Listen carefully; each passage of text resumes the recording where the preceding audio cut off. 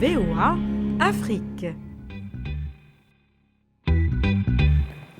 Bonjour Roger.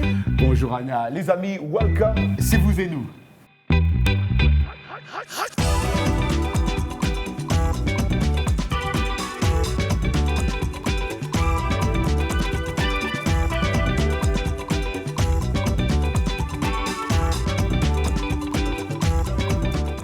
Cette semaine dans Vous et nous, il sera question de mémoire avec le Martin Luther King Day et une légende de VOA Afrique, il s'appelle Georges Collinet. Nous suivrons aussi un jeune centrafricain parti faire ses études supérieures au Maroc et nous verrons aussi que la capoeira a bien des vertus dont réinsertion sociale des enfants démobilisés des groupes armés.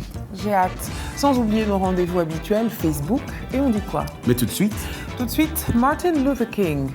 Ces trois mots résument à eux seuls l'engagement, la lutte incessante pour les droits civiques et la lutte contre le racisme. Apôtre de la non-violence, Martin Luther King aurait eu 87 ans cette année.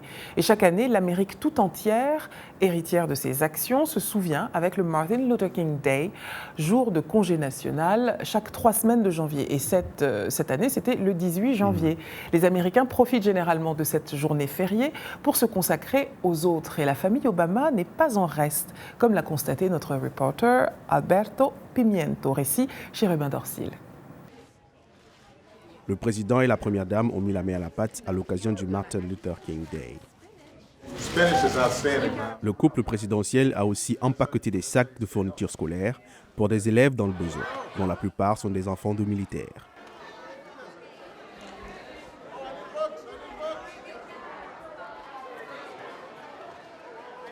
En 1994, le Congrès a fait du Martin Luther King Day une journée nationale du bénévolat. Nous avons près de 500 volontaires mobilisés aujourd'hui pour la journée du bénévolat. Au Texas, des équipes de volontaires ont nettoyé les rues d'Austin. 333 personnes ramassent les déchets le long du boulevard Martin Luther King. Comme il est long de plusieurs kilomètres, ils ont formé des groupes de 50 personnes pour s'assurer que toutes les ordures soient ramassées. Pour les organisateurs, ces actions sont un hommage à Martin Luther King et son sens du service. 450 personnes venues de toute la ville, de toutes ces communautés, riches de toutes sortes d'expériences, de toutes ethnies, de toutes races, de tout genre, se sont rassemblés aujourd'hui pour former une meilleure communauté. À New York City, parents et élèves ont rendu un hommage au chef de file du mouvement des droits civiques en marchant dans Central Park pendant cette journée fériée. La charte de cette école était basée sur les principes d'égalité raciale et économique de Martin Luther King, ce qui veut dire des élèves de tout milieu, du personnel de différentes origines. À Miami, en Floride, des centaines de personnes se sont rassemblées pour un défilé. Et la ville offre aux enfants dans le besoin 600 sacs à dos remplis de fournitures scolaires.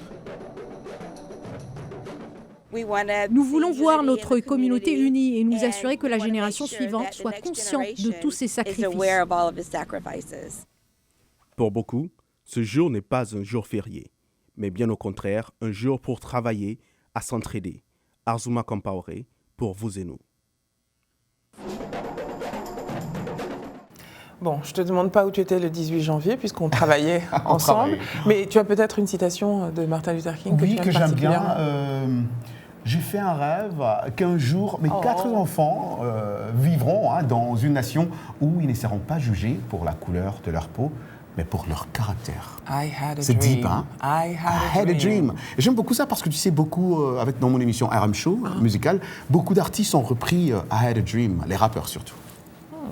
Pas mal. Intéressant. Depuis les années 1990, le Maroc n'est plus seulement un pays pourvoyeur d'émigrés, il est lui-même devenu un pays d'immigration. Mais au-delà de l'immigration de transit plus ou moins longue, il existe aujourd'hui une immigration en plein essor qui est celle des étudiants. Ils sont plus de 8000 étudiants venus du Sénégal, du Cameroun, de Côte d'Ivoire, essentiellement des pays africains francophones et représentent 80% des étudiants étrangers du pays. Lopez et centrafricains, ils nous parlent de l'expérience de vivre et d'étudier à l'étranger. Un reportage de Connexion Média. Pas facile de quitter son propre pays pour venir étudier au Maroc. Ils sont pourtant des milliers chaque année à effectuer le grand saut, à vivre les tourments de l'exil et les joies de la découverte et de l'enrichissement. Il y a des étudiants supérieurs de différentes nationalités, ceux de Guinée-Bissau, il y a des Sénégalaises aussi. Et puis il y a Moi, je suis centrafricain. Chaque début d'année universitaire, nombre d'étudiants venus de divers pays subsahariens intègrent les universités et les grandes écoles, après que le Maroc ait mis en place depuis quelques décennies des accords bilatéraux avec ses voisins africains en proposant des bourses d'études. Il faut respecter la religion, des trucs comme ça, il faut se faire respecter, et c'est tout. Dans son petit appartement loué en colocation et après une période d'adaptation, Lopez a trouvé son rythme. Il étudie et il a une vie sociale épanouie. Il ne manque de rien, si ce n'est de l'affection de sa famille. Je me suis bien intégré avec les Marocains, mais la famille me manque. Et comme je suis dans les cadres d'études, c'est ça que je me suis obligé quand même de baser avec les amis. Si je bosse moi seul comme ça, si je me sens pas bien, j'appelle les amis marocains et puis je pars chez eux là-bas, on bosse un peu, on revient. Mais tu peux dormir toi seul la nuit est là, les rêves sont là. Parfois tu commences à penser.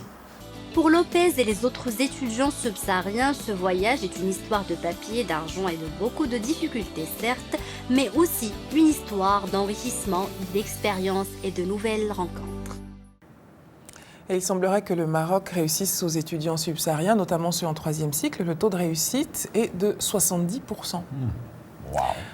On reste sur le campus. À votre avis, faire des études supérieures, c'est utile ou pas ? Nous vous avons posé la question et vous nous avez répondu nombreux. On commence avec Souleymane Diallo au Mali qui nous dit « Les études supérieures sont toujours importantes ». Et il précise « Connaissances approfondies, culture, spécialisation ». Tout dépend de tout un chacun, moyens, objectifs visés. Certaines fonctions exigent des études poussées, tandis que d'autres nécessitent seulement une petite professionnalisation. Et donc, c'est tout un exposé. Hein. Wow, en tout cas, il est pour. Enfin, ça dépend quand. Bon, je crois qu'il est pour. Ouais. Alphonse Mbouaki, on va voir ce qu'Alphonse Mbouaki pense. C'est un auditeur fameux, alors, fidèle. tout le monde connaît Alphonse Mbouaki, on dit. Coucou Alphonse. Coucou Alphonse, à Kinshasa. Voilà, on peut apprendre aussi et devenir doué dans un secteur sans faire d'études. Hein. C'est ce qu'on appelle, entre autres, ce qu'on appelle autodidacte. Ouais, il veut parler d'autodidacte. Ça, tu crois qu'il a raison, on peut apprendre sans... Ah, bien sûr, bien sûr. Alors, je suppose que ça dépend des métiers, mais tout est question de passion et de capacité de travail, non, tu crois pas ? Moi, je crois, je suis d'accord. Bon, pour être mais on ne devient pas avocat. Non, les chirurgiens, c'est plus complexe. Hein. Ouais. Modibo Traoré, au Mali, nous dit « C'est utile au Mali parce que l'État privilégie cette catégorie, donc les étudiants. C'est pas plus mal, écoute, ça a plutôt réussi à la Chine, non ? Bien sûr. Est-ce qu'il y a beaucoup d'étudiants aussi africains en Chine ? Oh oui, ce serait bien qu'on ait d'ailleurs un reportage sur le sujet. John Kalambayi en RDC. 2 fois Kalambayi. Ouais, Kalambayi au carré. Ouais, Kalambayi. Il est du Kasaï, à mon avis, ce monsieur.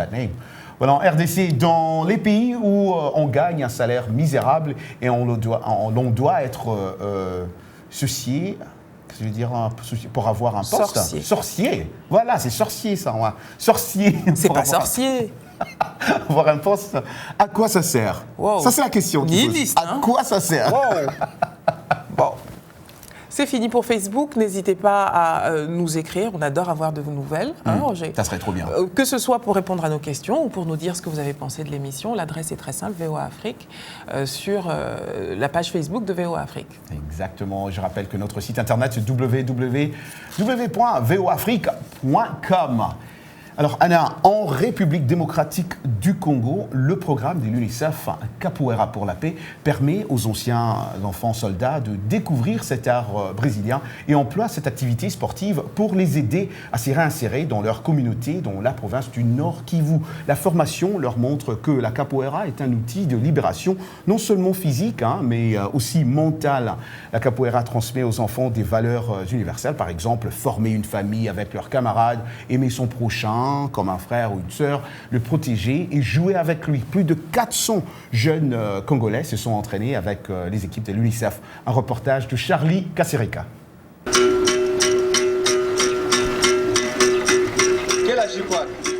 La capoeira, un combat déguisé par la musique et les chants jusqu'à en perdre sa violence. Initier des ex-enfants soldats à cet art martial, il fallait y penser. Âgés entre 12 et 17 ans, ces enfants de la guerre passent plusieurs mois dans ce centre avant leur réintégration dans la société.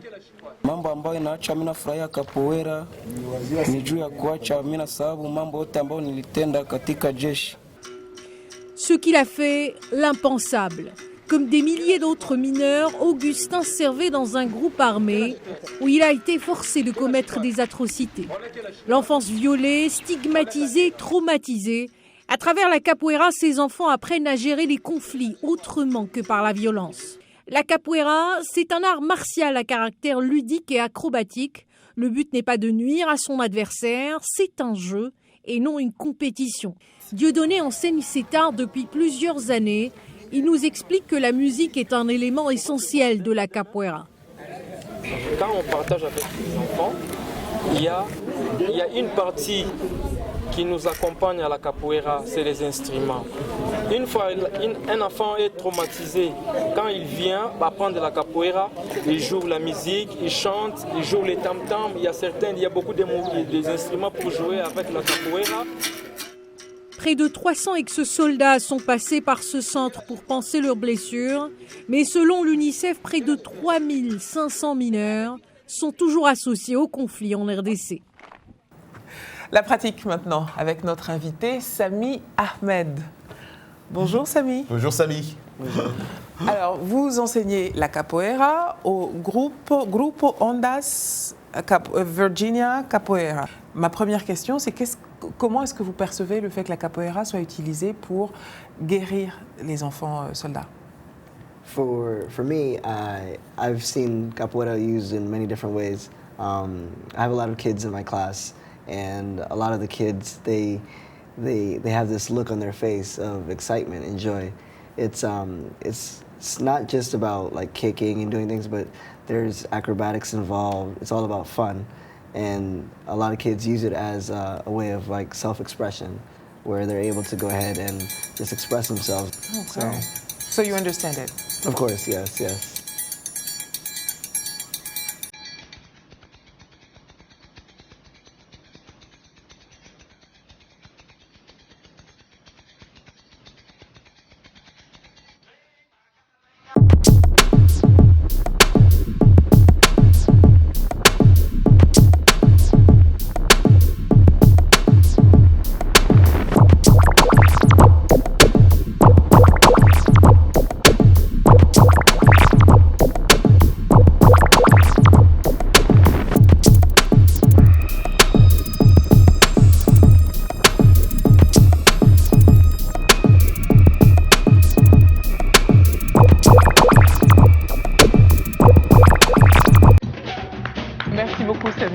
Rappelons que vous êtes l'un des enseignants du Grupo Ondas Virginia Capoeira. Muito obrigado, comme on dit à Salvador de Bahia, où vous pouvez d'ailleurs regarder vous et nous via Internet sur www.voaafrique.com. Restez avec nous après la pause, l'Anglais Express et une fois que les amoureux de VOA Afrique connaissent bien. À tout à l'heure.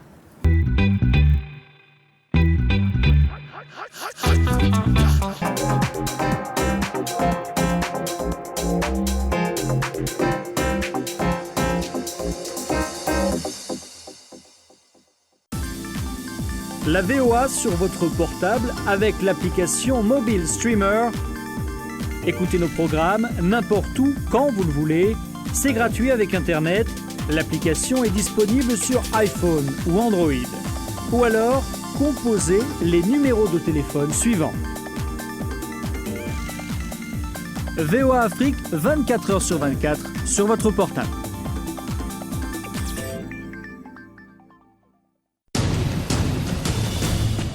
En plus de nos programmes sur FM et ondes courtes, La Voix de l'Amérique est en votre compagnie 24 heures sur 24 sur Internet. N'Djamena, d'une trentaine de représentants d'un syndicat d'étudiants. Notez notre nouvelle adresse voaafrique.com. Tous les derniers développements sur l'actualité africaine et mondiale. Reportages photos et vidéos et vos commentaires sur voaafrique.com. À tout de suite. Washington Forum, le décryptage hebdomadaire de l'actualité et des sujets qui vous touchent dans votre vie quotidienne. Débat en profondeur, interactif, allez au-delà de la nouvelle. Une perspective à partir de Washington sur des questions importantes. De Kinshasa à Abidjan via d'autres capitales mondiales. Washington Forum. Washington Forum. Depuis Washington jusqu'à chez vous, en passant par d'autres parties de la planète, Washington Forum, votre rendez-vous sur la VOA.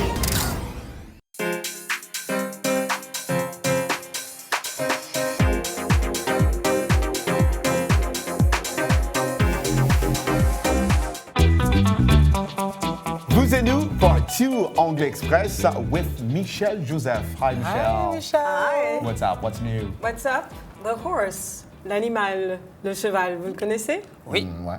Et sa bouche, the mouth. Plutôt grande? Yeah, that's what I was going to Oui, say. grand. Ça, exactement. Comme ça. Ok, d'accord. Straight from the horse's mouth. Cette expression idiomatique américaine concerne l'exactitude et la précision. Straight from the horse's mouth. Ça vient directement de la bouche du cheval. Écoutons ces personnes pour comprendre le contexte. Did you hear that rumor going around about Craig and Cheryl calling off their wedding? Yeah, I heard it straight from the horse's mouth. Craig told me he's calling off the wedding. I didn't want to ask too many questions, but it's true. Est-ce que l'on regarde vraiment dans la bouche d'un cheval pour connaître la vérité? Straight from the horse's mouth, directement de la bouche du cheval. Cela veut dire que vous avez obtenu l'information directement de la personne concernée et non pas à travers des rumeurs. Donc, que vous connaissez toute la vérité. Mais pourquoi le cheval? Oui, Why the pourquoi le horse? cheval? C'est ça la grande question. Et pourquoi la bouche? Et pourquoi Why la the bouche? mouth? Pourquoi pas le nez? Par exemple. Ouais. L'expression vient du fait que dans le passé, pour connaître l'âge d'un cheval, il fallait examiner ses dents. Donc, si votre information vient directement de la bouche du cheval, sous-entendu de la personne concernée, c'est la vérité. Et voilà pour l'Anglais Express. Michel, vous croyez que pour connaître l'âge de Roger, il faut que je regarde ses dents aussi? Ouh. C'est bien 3 dents seulement.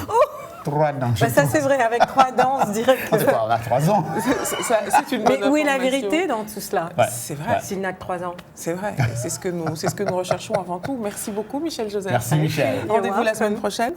Absolument. Et puis vous pouvez retrouver cette séquence, comme toutes celles que vous aimez dans cette émission d'ailleurs, sur notre site voafrique.com. Restez avec nous, on vous emmène à la radio. Nous vous avions promis un studio, le voici. Pendant plus de 20 ans, il a réveillé l'Afrique francophone chaque matin grâce à son émission Bonjour l'Afrique. Georges Collinet, alias Maxi Voum Voum, aura accompagné des générations d'Africains à travers ses émissions produites dans les studios de VOA Afrique et peut-être même celui-ci. Arzoma Compaoré lui a, comme on dit au Québec, payé une visite. Il ferait mieux de marcher sur le soleil. Je suis né au Cameroun, j'ai grandi jusqu'à l'âge de 7 ans, je suis resté au Cameroun. Mon père, à 7 ans, m'a emmené en France. Je suis venu aux États-Unis, j'avais 19 ans, 20 ans. Ça fait 50 ans que je suis à la radio. Ça fait mal. C'était Everybody, Everybody sur le Maxi Taxi de la Voice of America. Smash Mouth. L'amour pour la radio est venu comme ça par hasard parce que il fallait que je travaille. Il faut gagner l'argent. J'ai passé donc un concours pour entrer à la Voix d'Amérique. Kenneth Watson me reçoit. Il me dit « Alors, Georges Collinet, vous allez faire un bon travail, je suis sûr. Vous avez l'air d'un gamin dégourdi. » Et puis après, finalement, Kay me dit « Mais enfin, tu as une bonne voix. Et nous voudrions que tu ailles à Washington. » Et je suis arrivé à Washington à la Voix d'Amérique. All right. Miss. Je présentais la musique et la culture américaine à l'Afrique. Parle. Speak. Et toi, ma chérie, chante. Maintenant. J'ai fait des tournées à travers l'Afrique, bien sûr. J'ai fait 2 grandes tournées triomphales. À Bamako, par exemple, il y avait à peu près plus de 5000 personnes qui étaient venues à l'aéroport avec ma photo sur les vitres des bus. Nous atterrissons à Bamako. Mon voisin voit tout cet attroupement et me dit « Merde, il y a une révolution. Oh là là, c'est pas possible. » Et d'un seul coup, j'entends le pilote qui dit « Monsieur Collinet est prié de sortir le premier. » J'ai dit « Ça y est, ils vont me tuer. » Et j'entends une musique incroyable. J'arrive. C'était l'Orchestre national du Mali qui était venu m'accueillir. Oh. Ow, hey, t'es debout là? Parce que c'est maintenant ou jamais. Tu es à l'écoute du Maxi Taxi en compagnie de Georges Collinet. Ce qui les enthousiasme, c'est l'histoire bien sûr, mais c'est la façon dont tu racontes l'histoire. Et tu les fais rêver. On peut faire rêver les gens. Écoute ce truc-là parce que ça veut dire que tu es soit malade, soit tu es fatigué ou bien... J'ai balancé des musiques, surtout des musiques noires, évidemment. Parce qu'après tout, pour moi, la civilisation américaine commence là, avec le jazz, le rhythm and blues, ça découle tout du peuple noir. Je commence à balancer ça et on reçoit d'un seul coup, mais alors une masse de cables. On n'avait pas l'Internet à l'époque. C'est une honte ce que vous faites. Vous êtes en train de salir l'Amérique avec ces musiques terribles. Mais en même temps, alors que tous ces câbles arrivaient, d'un seul coup, les lettres commencent à affluer. Mais alors, une masse de lettres comme on n'avait jamais vu à la Voix de l'Amérique. Oh là là. Quel métier. Et malheureusement, il ne nous reste plus tellement de temps là. La vie m'a donné un beau garçon aussi. Ça, j'avoue que c'est un monsieur très très bien. Je regrette un peu mon pays, mon village. Mais la radio, ça reste pour moi quelque chose d'essentiel. Essentiel, je dis bien. Je vous laisse en compagnie de bons gars. Je vous donne rendez-vous demain matin à 5h30 temps universel pour un autre maxi-taxi de la vie. Oh, hey! Et pour parler de cette grande figure qui vous a accompagné, vous qui nous regardez, ou peut-être vos parents, et peut-être même vos grands-parents, nous avons demandé le concours des Idrisses, des deux Idriss, à notre droite. Idrisses, c'est en anglais, Idrisses. Oui, absolument, les Idriss au pluriel. Idrissa Seydoudia, à ma droite, et Idriss Fall, à ma gauche. Ça fait bizarre de vous voir comme ça en studio, messieurs. C'est l'effet Georges. C'est ça on peut appeler ça comme ça. Merci d'être venu en parler avec nous parce que vous le connaissez très bien. Vous êtes ses contemporains, vous avez évolué avec lui. Qui est arrivé en premier, lui ou vous? C'est lui. Idrissa Seydoudia. Voilà. Ensuite, Georges Collinet est arrivé. Non, Georges était là. Il était déjà là. Je l'avais rencontré à Radio Sénégal quand j'y étais dans les années 60, vers la fin des années 60. Et bien sûr, on s'est retrouvés ici à Washington. Et depuis, on est de grands amis, je le dirais, sans aucune honte. Sans aucune honte. Et moi, comme je suis un peu plus jeune, je l'avais vu à Dakar. C'était les débuts de la télévision en noir et blanc. Et tous les jeunes de ma génération s'étaient mobilisés rien que pour le voir. Parce qu'à l'époque, on l'a connu que par la radio et on le voyait pour la première fois. Qu'est-ce qu'il avait de si particulier? Pourquoi est-ce qu'il mobilisait les foules à ce point-là? Et qu'il continue d'ailleurs. Parce qu'Idrissa le connaît mieux que moi. Non, il y a ce côté charismatique. Georges, il est à l'antenne ce qu'il est en réalité dans la vie. Et Georges vous fait rire tout le temps. Vous lui parlez et il était authentique. Quand il s'adressait aux auditeurs, les auditeurs, c'était comme une conversation quotidienne. Il était proche, on avait l'impression que c'était un tonton, un grand frère. C'était le grand frère. Il transmettait la joie de vivre. Vraiment, tu ne peux pas le matin l'écouter sans être en forme. Je ne sais pas quelle magie il avait dans sa voix, mais tu ne peux pas ne pas écouter Georges Collinet. Et comment est-ce qu'il travaillait? Est-ce que c'était quelqu'un qui c'était un gros bosseur? Est-ce qu'il préparait énormément ses émissions? Je sais qu'il a hanté la librairie. Oui, en fait, je crois qu'il m'en voudra si je dis que Georges est un paresseux. Ça restera entre nous, on lui dira pas. On lui dira pas, promis. Georges est un paresseux. Mais écoutez, c'était un talent naturel. Donc, il n'avait pas besoin de beaucoup de préparation. Il connaissait, comme on disait en politique, ses dossiers. Il connaissait les chanteurs qu'il voulait présenter aux auditeurs. Mais c'était pas tellement la musique, Georges. C'était surtout le personnage, celui qui était derrière le micro et qui s'adressait chaque jour à ses amis comme s'il venait leur dire « Eh bonjour, comment ça va ?» Et c'était la même chose, je dois le dire, pour Roger Guifoli. Roger Guifoli qui était aussi l'autre, grand animateur, l'autre grande vedette de la Voix de l'Amérique. Tous les deux, quand ils allaient en Afrique, écoutez, les chefs d'État les recevaient et voulaient profiter de leur popularité pour être eux-mêmes encore beaucoup plus populaires. Messieurs, vous êtes journaliste depuis plus de 30 ans. Est-ce que vous voyez des petits Georges Collinet ou des futurs Georges Collinet dans la génération avec laquelle vous travaillez? Je vais dire que quand il est parti et quand Roger Guifoli... Mais il est parti quand d'abord? Écoutez, je crois que ça remonte C'est un vieux, tu sais. Ça remonte à plus de 10 ans. D'accord. Okay. Et quand il est parti, et quand Roger Guifoli est parti aussi à la retraite, il était très difficile, j'étais en ce moment-là chef de service, il m'était très difficile de trouver quelqu'un pour les remplacer. Quelqu'un qui pouvait, comme on dit, connecter avec les auditeurs. Il y avait des animateurs, mais c'était pas la même chose.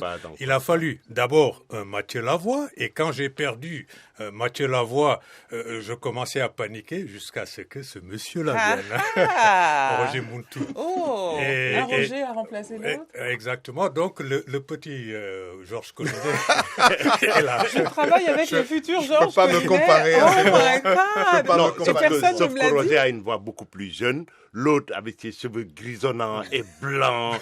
Toi, tu penses que maintenant, il n'a plus autant de charme. Il est extraordinaire. Extraordinaire. D'ailleurs, on va passer à notre question. On dit quoi de cette semaine?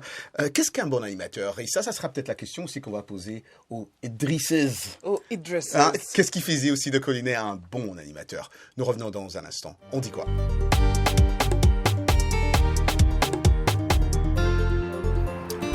A good radio host could be someone who can really inject the news in the mind of the audience. Because no one can see him or her, she or he must be that much confident or should have the power of presentation so that the audience could go inside the story. La radio actuellement, avant c'était juste de la musique et tout, et maintenant il y a des émissions. Tu te vois dedans, tu as des inquiétudes que tu ne peux pas poser. Tu peux en débattre avec des gens anonymement et tout, donc ça fait du bien.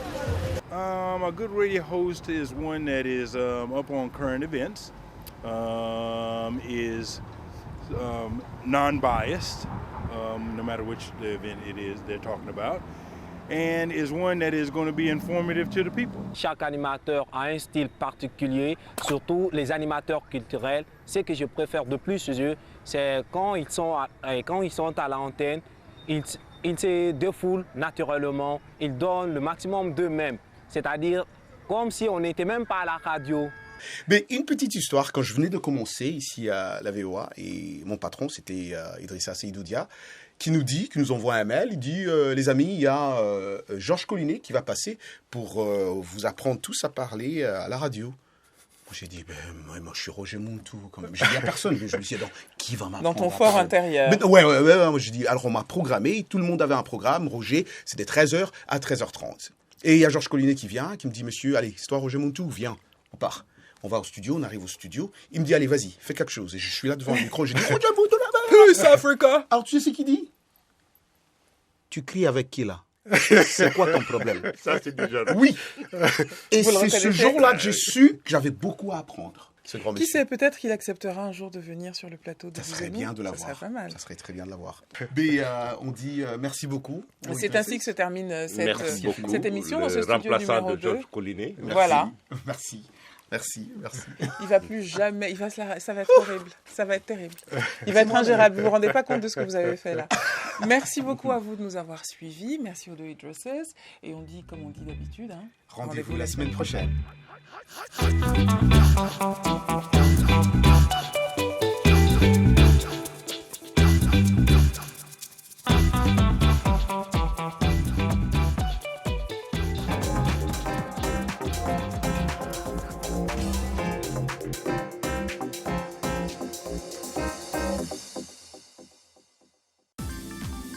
La VOA sur votre portable avec l'application Mobile Streamer. Écoutez nos programmes n'importe où, quand vous le voulez. C'est gratuit avec Internet. L'application est disponible sur iPhone ou Android.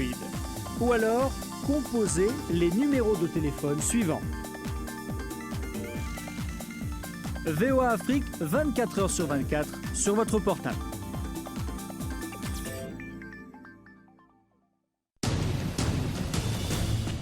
En plus de nos programmes sur FM et ondes courtes, La Voix de l'Amérique est en votre compagnie 24h sur 24 sur Internet. N'Djamena d'une trentaine de représentants d'un syndicat d'étudiants.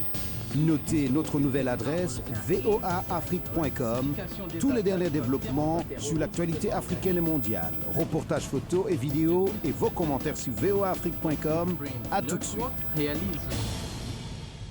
Washington Forum, le décryptage hebdomadaire de l'actualité et des sujets qui vous touchent dans votre vie quotidienne. Débat en profondeur, interactif, aller au-delà de la nouvelle. Une perspective à partir de Washington sur des questions importantes. De Kinshasa à Abidjan via d'autres capitales mondiales. VOA Afrique.